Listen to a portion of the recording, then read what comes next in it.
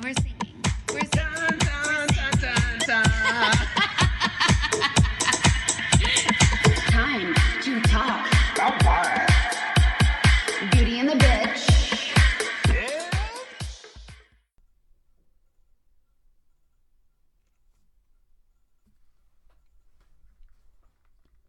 Hey, Morgie. Oh, hi. Hi, baby. I have a little to-do list today. I'm making some things. I was just wondering if you had any of these things. Could I kind of run it past you? Sure. Okay. I need a broken lamp, and I need a gasoline canister, preferably used. I also need a fuse, and I'm looking for a biometric reader. And if you have it, government duct tape. So, literally everything on that list except for the broken lamp I have because you know I keep my things in pristine condition. You really do. Okay, now... Let's go to my bunker. Morgan, you just know exactly. Thank you so much. Thank you so much for letting me in. By the way, I've got this friend. Now, he is technically a super mutant, but I'm telling you, he's a nice man, and he is very eloquent. Now, Morgan, I don't want you to be racist against super mutants now. Okay. You let him into your bunker. He has a lot of arms, though. Can I be armist? Okay. You could perhaps be Armus in this world we live in. He only has 3 arms. I don't know if that counts as a lot. It's one more than normal. Okay. So you need to check yourself there. But thank you. The thing is, I really need to build some power armor. Okay. Because I'm a sensitive person, and this is a very tough world. It is, though. Okay. Real life and post-apocalyptic fake wasteland. Exactly. Yeah. Exactly. For those of you not in the know, which is probably a lot of you right now, we are covering Fallout 76 today. But it is a post-apocalyptic wasteland, so don't fall safe. Yes, and there are mutants, and there are bunkers, and you do need a lot of broken lamps. Yes. Because you be collecting all that shit. And you need to, cut people with it. Yeah. Well, no, you break it down. No, in real life, you gotta cut people. Oh, you mean in bum fights and stuff? Yeah. Oh, okay. You're that girl I thought you were. Mm-hmm. Welcome back to another episode of Beauty and the Bitch. I'm Morgan. I was supposed to say my name, but I forgot. I don't know. Something happened. Who are you? I'm Morgan. Who? Morgan! Oh, the bitch. I'm Mick. It'll never die. It never gets old. No. Yeah, so like Mickey said, we're here to talk about the new iteration of Fallout 76, which is a brand new, very interesting version. But we're also going to talk about other Fallout iterations and sort of video games and the different roles that people play. Mick is a video game player, and I play some video games, but predominantly in the last many years of my life, a video game watcher. Which, as much as I play video games, I'll be perfectly honest with you, I think I prefer watching them to playing them. I watch Let's Plays on YouTube. You do. We had our little Let's Play for a while. I did The Witcher 3 on our YouTube channel, and I found making them is nowhere near as fun as watching them. Yeah. And playing them is somewhere in between the two. Wow. I actually prefer to watch them over anything else, so I would never judge you for that. So we recently on Amazon Prime watched a playthrough of Sega Genesis The Lion King. Oh, amazing. And what? On Amazon Prime? Yeah, it was available on there. So funny. And we were like, we'll just casually watch this person beat all of the entire game of The Lion King on Sega Genesis. They were so good. It made me feel so inadequate from the days when I remember my Simba accidentally stepping on lizards, falling off of trees. He was a goddamn mess. Yeah, well, you were a goddamn mess. Let's be for real right now. Wow, I did not know you could watch video games. It was so random. Yeah, Prime. I guess they do Let's Plays now. Let's see. Now, would you say, since we were just talking about throwback video games, Sega Genesis is still my favorite game system of all time. I hear that a lot. I was more of a Super Nintendo person, but I see the appeal. Which I also like. You know what I liked about Sega Genesis was the dual tone games. Yeah. I thought the games were so beautiful. They were, yeah. And that matters a lot to me. The look of the game. Would you say that the Aladdin game or the Lion King game was harder? Because I thought they were both fucking hard. I'm not going to lie to you. I want to one-up this and introduce one new option. Uh-oh. Don't blow my mind. The Toy Story game on Sega Genesis was fun as fuck, but arcade style. So if you died, you started all the way back over. Oh, shit. And we got to the final level many times and never won. And that was a really frustrating thing in my college years. Who'd you have to beat in the final level? I remember part of the final level was like a toy soldier thing. Like you had to make it through a maze full of like tanks, like toy soldier tanks. And there was like something else. And then I can't remember like what the last thing was, but we always died. And it was really sad and really frustrating because it was many hours to get to that point, and we would like take turns and we would pause and go eat lunch, and like it was a lot of effort. And like, yeah, I could have done better in college, but instead I did this. You know what? We have one life to live, and we spend it as we choose. Okay, I mean, I regret nothing. You know, this I really stand beside that.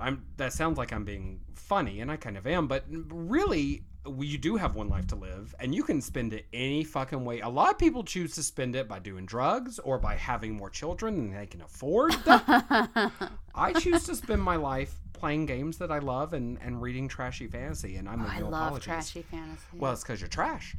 I am. No! Well, maybe both of us, yeah. You know, Fallout 76, this is... I don't know, whatever. This is the first game that I have ever bought and played on the day it came out. As much as I love the first games, time ever? Ever in my life. Because, you know, growing up, you know, both of us being from, you know, white trash background, dirty bottom of the foot background. Yeah. Well, parents weren't buying brand new games. No, never. I mean, when I was in 4th grade, I had an Atari, okay? So, well, I guess y'all don't know how old we are unless you're exactly our age. We're like, 73! No, but Atari was old at that point. It was like 10 years old already. And I got a Super Nintendo a few years after that.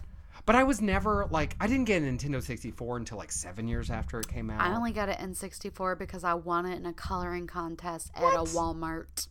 Well, that's awesome. Did you get one of the see-through ones? Those are so cool. It had see-through...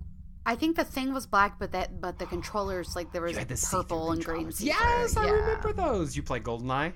007? I did. I played that more in college than I did when I was younger.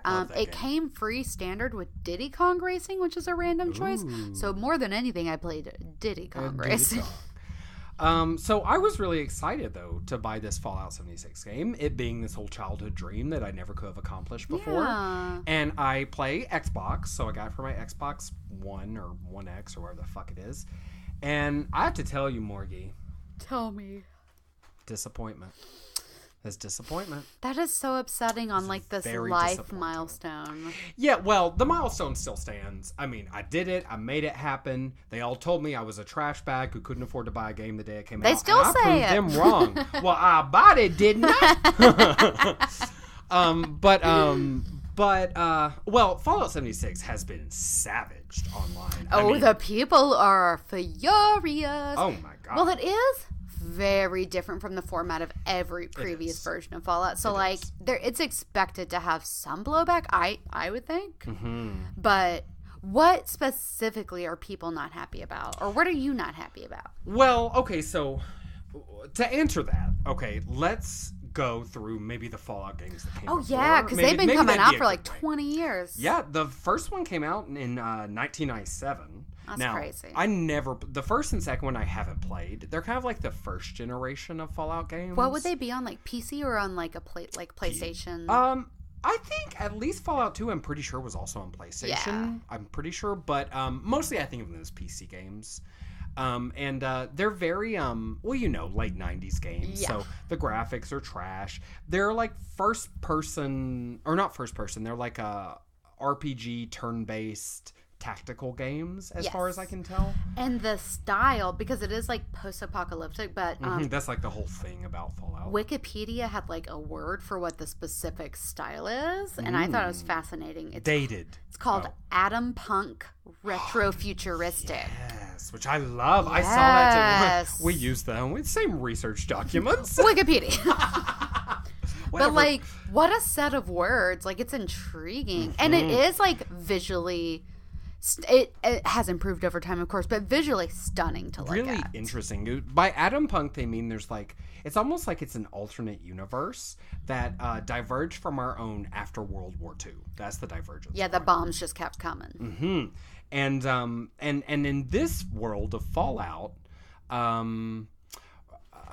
it's kind of like a Jetsons, kind of like another take on the Jetsons. It's like, it's futuristic in a way. And they it's have like lots of things we don't have. Hundreds of years in the future, though, isn't it? In the like in 22 the canon, the Fallout, the nuclear war, which is the whole point of the games, happens on October 23rd, 2077. So we haven't gotten to it yet.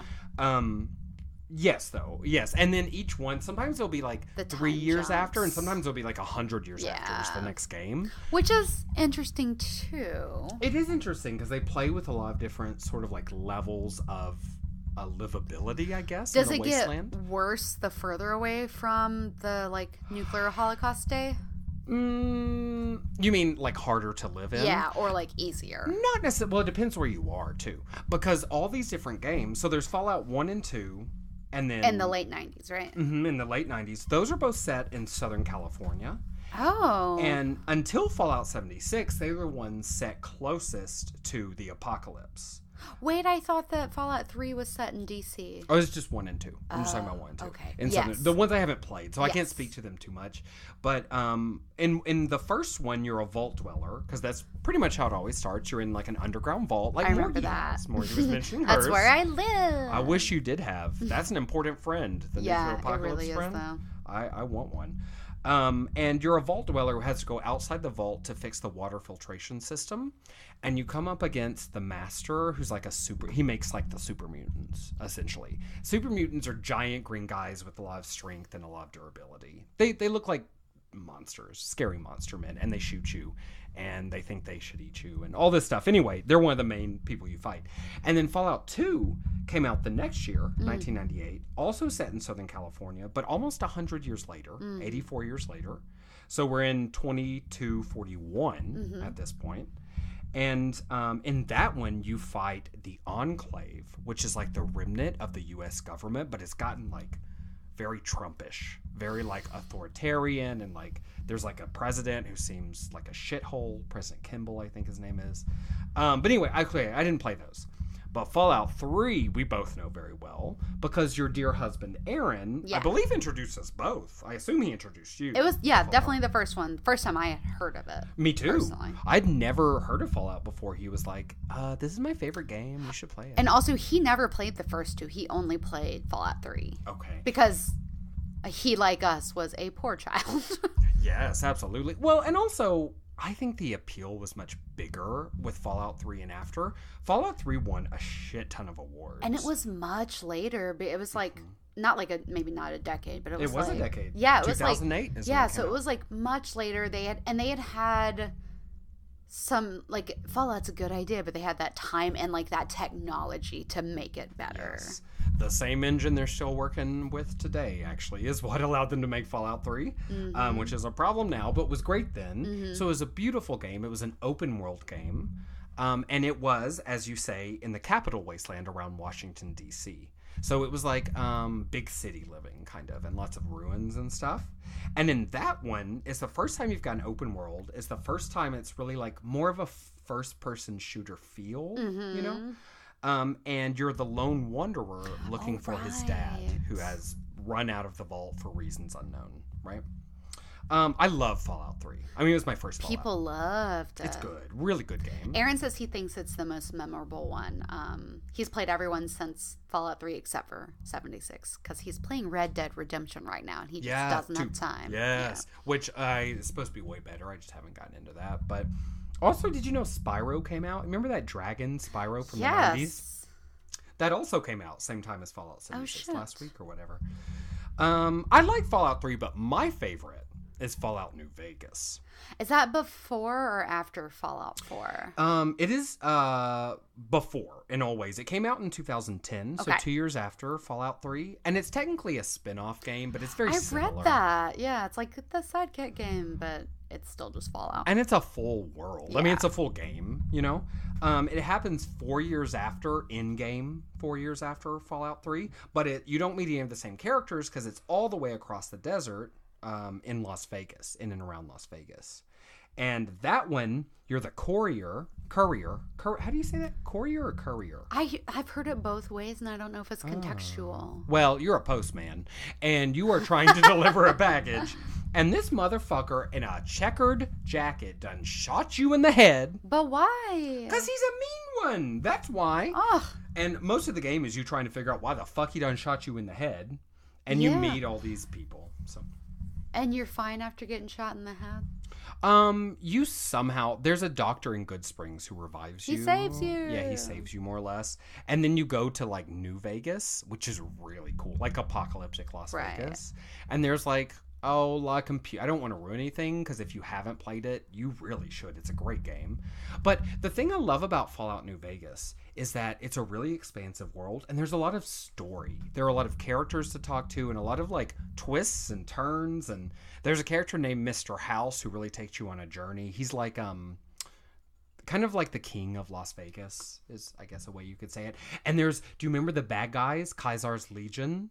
I don't. Oh, they're so scary. They're like, like Caesar or Kaiser. They're like Roman legionaries, and they're like raping and pillaging, and they are gay friendly though.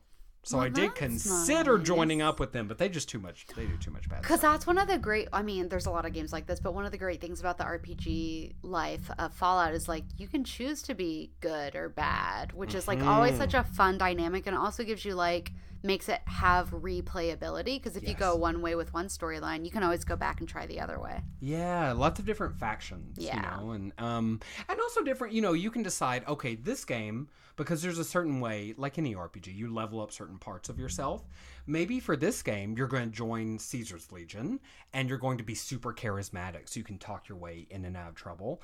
But maybe the next time you say, you know what, I'm not joining any Legion, I'm going to be tough as fuck, and I'm going to shoot everybody. I've played it both ways. That's my favorite Fallout, and I loved it. And then Fallout 4 came out in 2015. Do you remember where that one's set? I don't, but Aaron said Fallout 4 is the one that he thinks is the best. Oh, he thinks Fallout 4 is the best. His words were, I liked Fallout 4 the best, but that he thought that Fallout 3 and New Vegas were more memorable. I could see that. And I genuinely think New Vegas is the best, but I think it's very debatable and very up to opinion. Just taste. Fallout 4 is a good game, though. I've been playing it for the last 6 months, replaying it. Oh, you have? Because I've been so excited for Fallout 76, Eternal Disappointment, Aww. that I was like trying to get my fix through Fallout 4. But it's set in Boston. And the surrounding areas. And you are a survivor who went into a vault when the bombs fell, but then they froze your ass. Oh, yeah, he did say that. Yes. And then somebody comes in and shoots your partner. I just play as a woman. So they shot my husband, and they done stole my son, Sean. Yes, this motherfucker stole my son out the freezer. Not Sean. Yes, Sean. Oh, no. And so then you go all around Boston deciding which faction you want to be with and then trying to find your son. Ugh. So at this point, in game, it's 2287. So 210 years after the bombs fell. So really, civilization has started to grow back, and there are a ton of different factions you can choose from and stuff. Yeah.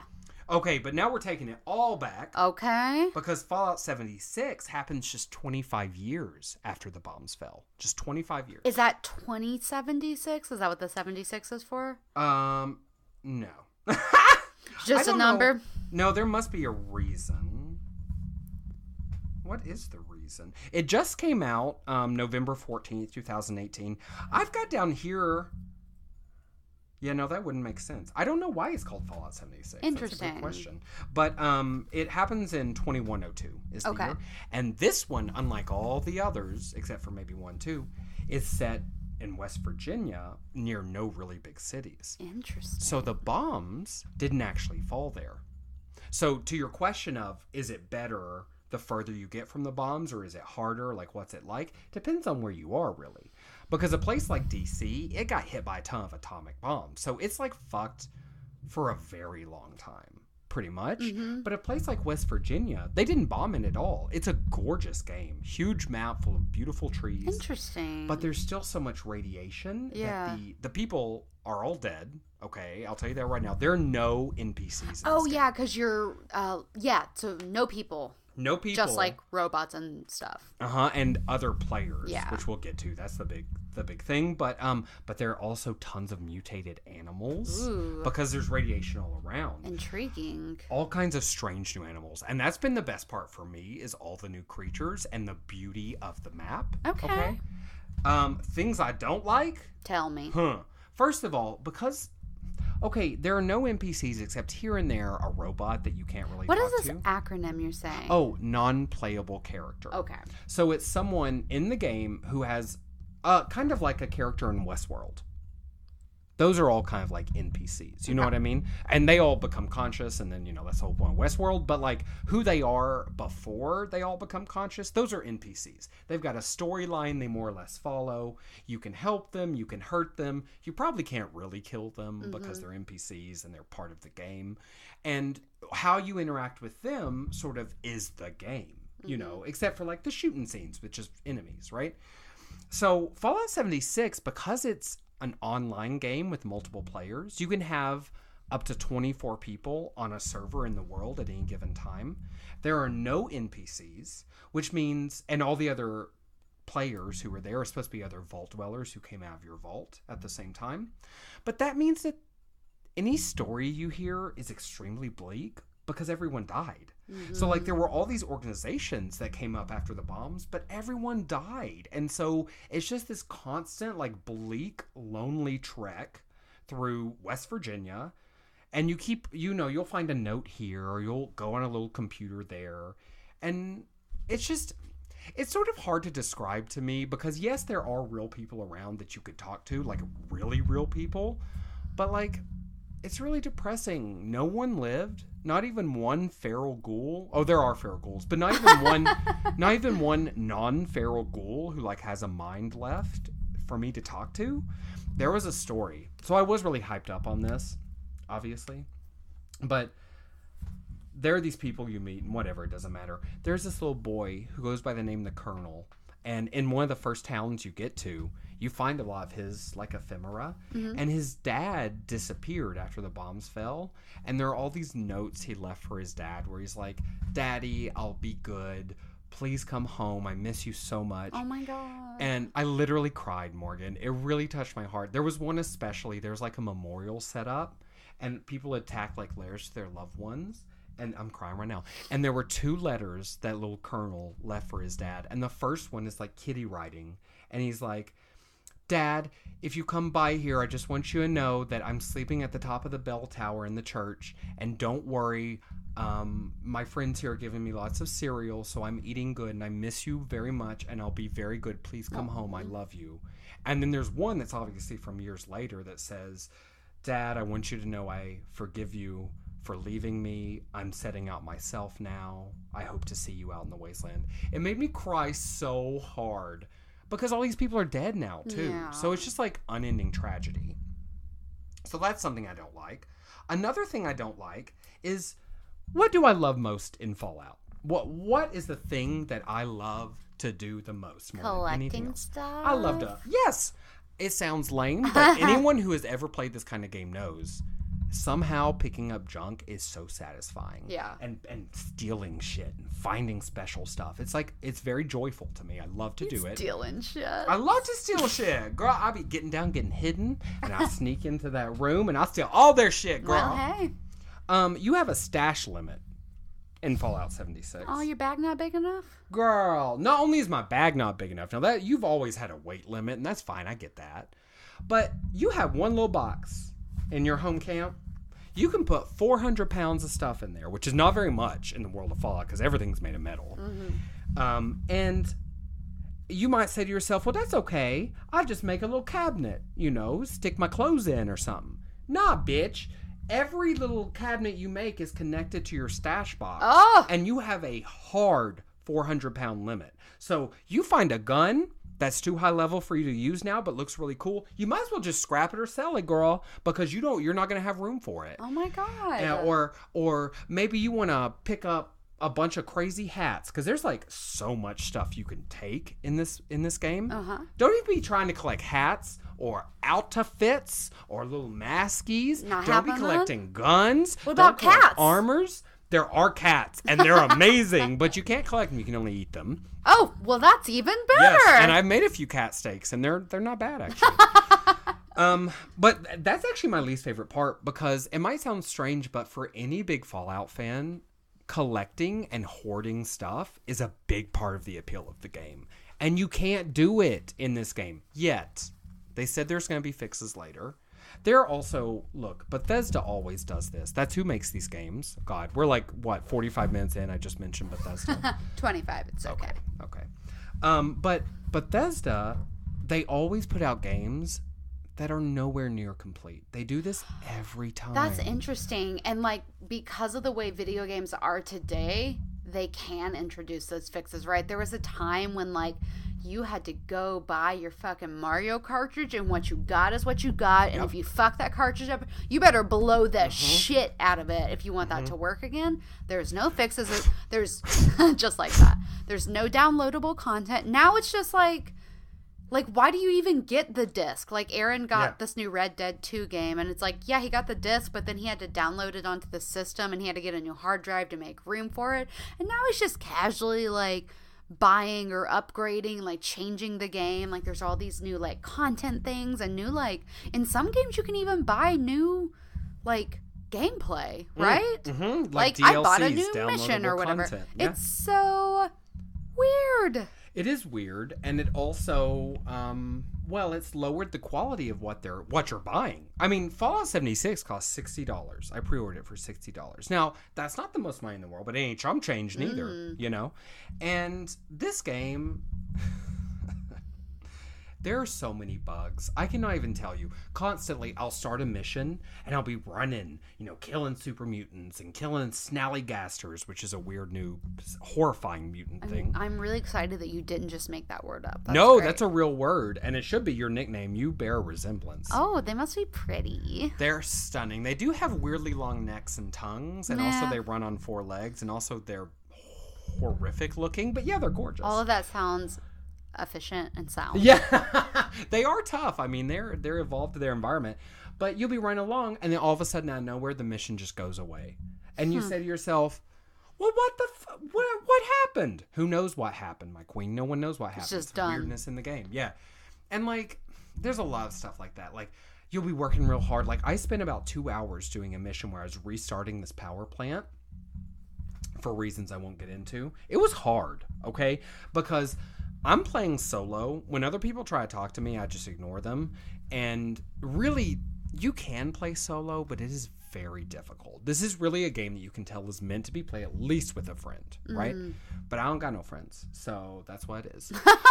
No, actually, I don't have any friends who are playing it on Xbox. Yeah. Because if they're playing on PC, you can't play together. Or PlayStation? What? Really? Yeah. Oh, that's a hindrance. It is. It really is.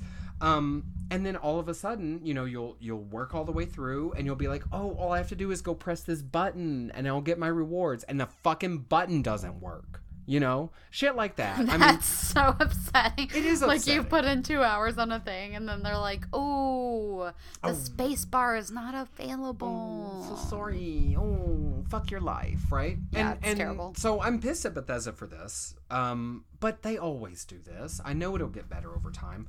But sales, this game has had the lowest sales of any Fallout game since before Fallout 3. Well, people hate it. They've been getting bad press. Yeah, they're going to really have to fix a lot of bugs and change a lot of things if they want more people to buy it. I think what's going to happen is they're going to make some fixes. It'll get a little better, maybe get a small falling, but they're going to abandon it pretty quickly. Yeah. Because people have just, the consumer tells you. And the consumers have said, girl, this is not what we want out of a Fallout game. We want a first-person shooter. I want to be the only person in the world, okay? I don't like all these motherfuckers all around me jib-jabbing, okay? I want to go into I go into video games to ignore people and to pretend I don't live in this crazy-ass world, so.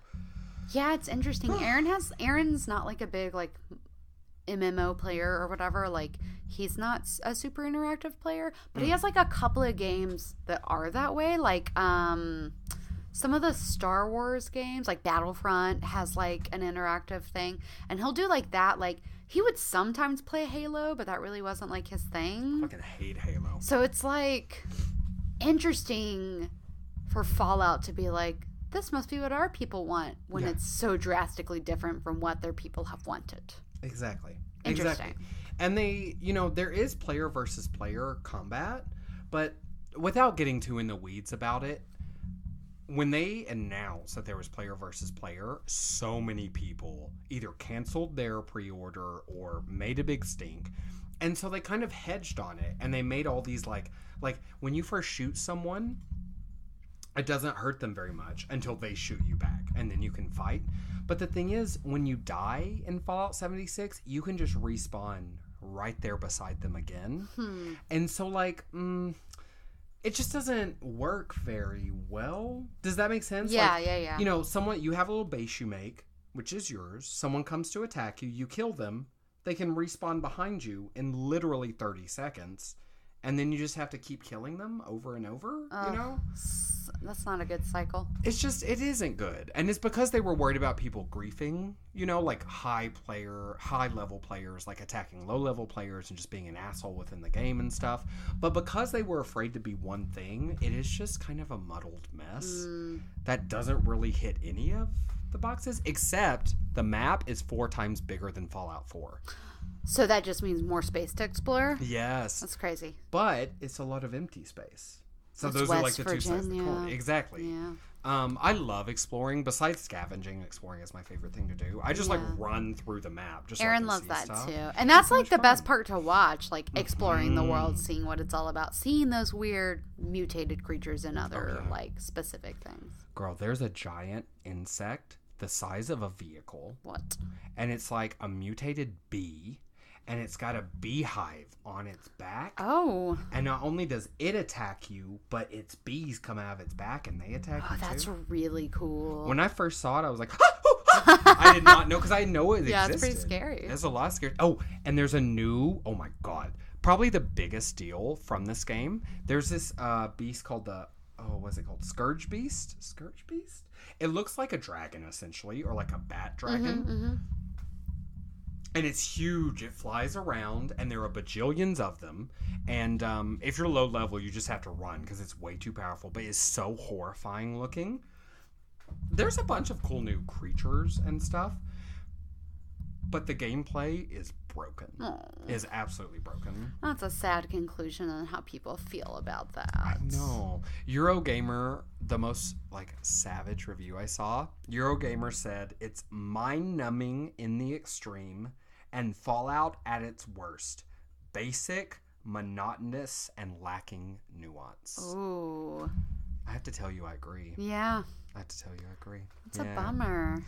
It is a bummer, but I'm glad that we're doing an episode on gaming because we both, even though you watch games, we're both more gamers than a lot of people in the world. So it is something we should talk about because we spend a lot of time, of our lives. Yes. On games. And I mean, I've done some gaming. I beat Pokemon Leaf Green multiple times. Oh, Pokemon, yeah. I just had Pokemon Red, but I beat that a shit ton of times. Nice. A really interesting thing that happens with Fallout is I think swag and accessories is a really big thing all the time, but lately, and video games have really cashed in on that as far as Loot Crate and other nerd affinity shops and different places where you can buy that specific apparel and stuff. And Fallout has this blonde bobblehead person that is the Vault Dweller, yeah. But where did he come from? Why is he the face of Fallout? Well, I'm gonna have to bake ignorance there because I'm assuming it happened in the first 2 games. Yeah, that he somehow maybe became it's a character. Mascot. Within the game, when you collect those bobbleheads, they help you a lot because there's an intelligence bobblehead, an endurance bobblehead. But yeah, he is I think he's just called the Vault Dweller. I hope I'm that not sounds making right. a fool of myself. It's just so funny that this little blonde man is synonymous with post-apocalyptic Fallout. Yeah, he's benignly smiling at you in this he's such a horrible world. Pleasant. Though, in the world we live in right now, I think that's why part of the reason why Fallout is so popular is because, nuclear apocalypse is always just around the corner. Yeah, and depending on whose fingers are on the button, like, much more imminent. Mm-hmm. In the Fallout canon, it's China and the U.S. who really start. It's unknown who shoots first, but they're the first two to shoot nuclear weapons, but then everyone does. Yeah. You know how it is. And that's right after we annex Canada. What? Yeah, we annexed Canada because China has invaded Alaska. We want to get Alaska back. Oh. So we dominate Canada. And they were like, oh, okay. They're too, actually, they can't even say that because there's so much maple syrup in their mouths. They just can't even. My friend just got back from Toronto and she brought me maple syrup. Is it good? I haven't eaten it and I've never been to Toronto. Y'all bougie. We are bougie. Toronto's a cool city. It's kind of like Chicago. It's very gray and like concretey, but it's very cool. Yeah. You know, I prefer Vancouver. Columbia. Well, I have been to Vancouver. Yes, and you know Vancouver's pretty as shit. It is pretty. I went to some place back in the day, right in the middle of the country. Lord have mercy. I think Ryan Reynolds is from there. What's that place? He says it in Deadpool. West Virginia. No. Mount Mama. No, it's I have no idea. Kansas or no, he's Canadian. Yeah. Saskatchewan is the thing he says. Oh, that's a real place. I can't remember. Yeah, it is a real place, but Alberta? No, definitely not. Nothing happens in Alberta. I actually know nothing about Alberta. I'm just being shady, but sure, we'll say Saskatchewan. Yeah. Anyway, I was just going to say, there are a bunch of cool places in Canada that people in the U.S. never talk about because we ignore Canada a lot. But, yeah. You know, Prince Edward Island. Exactly. Supposed to be one of the most beautiful places around. Looks very nice. Sperm whales. I don't know if that's true, but whales sure. of some sort. They have narwhals. I just wanted to say sperm. They don't have narwhals. Those are pretty much just like in Antarctica. Wow. Sorry, I lied about that. Fake news. But they are real. So more... Yes, they are real. Morgan, so far they've set Fallout games in Southern California, Washington D.C., Las Vegas, Boston, West Virginia. Is there any place you would like to see Montana. Montana? Why Montana? So you know that movie The Revenant with Leo? Yes, with the bear attack. Yeah, so that's like in the Montana wilderness, and like that's a place that's like it doesn't fucking play. Like Wilderness Montana is like open season. It's basically like the middle of Canada, just happens to be in America. They got the grizzlies. They got like all of the land predators. Regina. Regina. Yes. I'm sorry, that just came to me. That's a terrible. Okay, word. Montana. Yeah, I could see that. I think, you know what? If they did one that was like a cold weather Fallout, you know what I mean? Like a winter Fallout. I want them to do a Fallout that's like on an island in the Great Lakes. Ooh. Or like on an island off the coast of Florida. Like maybe down the Florida Keys. I want like an aquatic Fallout. Kind of like what was that steampunk futuristic game? Bioshock. Kind of like Bioshock plus Fallout. Yeah. Because I'm scared of. That's got a lot of and I bet that would be actually very creepy. Mutated crocodiles. Especially if it was in Florida. Yes. Florida's an excellent choice. I think Florida. It's not good to start with. Yeah. No. Yeah. It's true. Actually, they need to make no changes at all. They're just in Florida. Florida, we laugh at you. I think that could be really good. I mean, so too. Fallout 76 just came out, so it's going to be at least 5 years before we see Fallout 5, the next true Fallout game. Probably. Maybe they already have it in production, actually, because they did possible. Like. What was it? New Vegas was pretty close to like true. 3 or 4. Oh, you're right. It was Fallout 3 2008, New Vegas 2010. Hey, so maybe. And then Fallout 4 2015. So maybe only like, since Fallout 76 is like I guess not part of the like Fallout main storyline, maybe they maybe they like slipped that one in to try something different, but maybe they're already working on the next one. That would be smart of them. So. Yeah. For financial reasons. Yeah. Oh, absolutely. You know what else I hate? I'm sorry. Tell me. That's a good transition anytime, actually. Fallout 76 looks just like Fallout 4. Not in like the map, but in like the stuff you pick up and like the details and like they just like copy and paste. Yeah, and normally look, I don't know a thing about game design. I'm not here to talk shade about that, but because I'm such a uneducated person when it comes to that sort of stuff, I shouldn't be able to clock that right off the bat. Do you know what I mean? Yeah. And I think that's a big problem. Yeah, you're so dumb. I'm a fucking idiot. This is sort of a non sequitur, but it's still about Fallout. But I just remember that Aaron just got a board game. Like, there's a new Fallout board game that's out, and it's like this fucking complicated. Of course it is. Like, but it's 1 to 4 players, so it's like some form of RPG / like a team game. I don't know.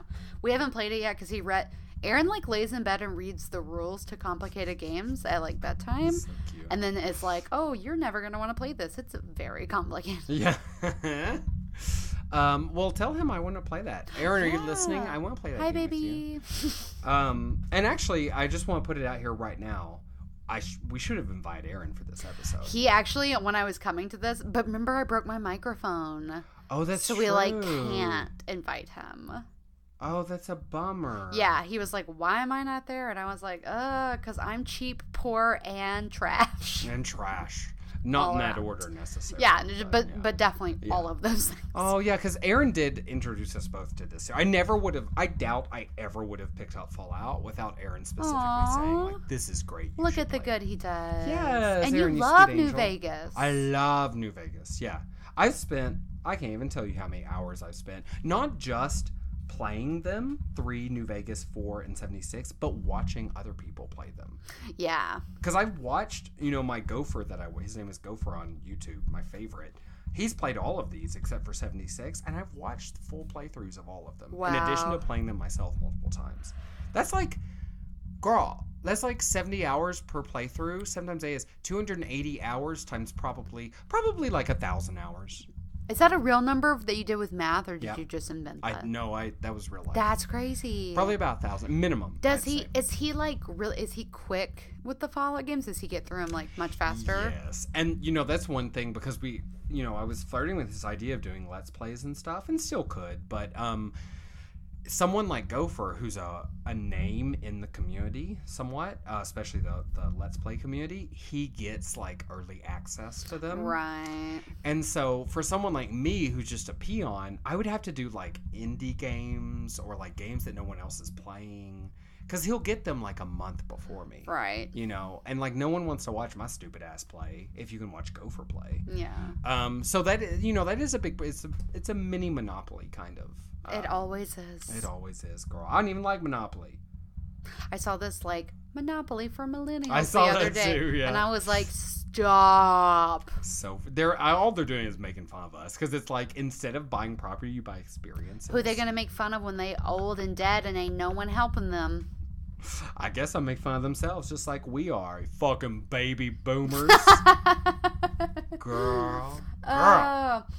Also, today is the day before Thanksgiving, and there's been so many great memes going around about, like, everybody's racist uncle. And I saw this one thing that on, like, a couple of people shared, and it was like, do you think, like, the racist uncles are like, oh, my liberal nephew's coming to dinner? I bet they are. Or they're like, I'm a free thinker. I can't not wait to liberal. engage The in word they use discussion. is my open-minded. They were like, they were like, everybody's closed-minded uncle is like, I wonder if my open-minded nephew's coming. Probably so. I mean, I saw this thing in the paper that was like, they do those little joke articles like in the style You mean the section. comics? No, in the New York Times, which is very classy, we have no comics. Most of our jokes are word-based jokes because we're literate. Of course, comics are also word-based. But no, it was like things you can talk about at Thanksgiving dinner. And it was like, talk about the weather. Oh, no, wait, global warming. Don't talk about the weather. Talk about the food. Oh, wait, like vegans and like the food industry. Don't talk about food. Talk about sports. Oh, wait, kneeling. Okay, no, we can't talk about sports. Yeah. And it went down the line. And I was like, you're right, actually.